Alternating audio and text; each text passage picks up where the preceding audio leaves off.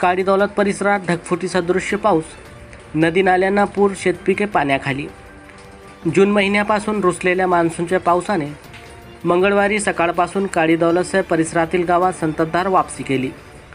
तब्बल 4 तास ढगफुटी सदृश पडलेल्या पावसामुळे अनेक गावातील नदी नाल्यांना पूर आला, शेतपिकांचे नुकसान झाले तर शेतजमिनी खरडून गेल्या।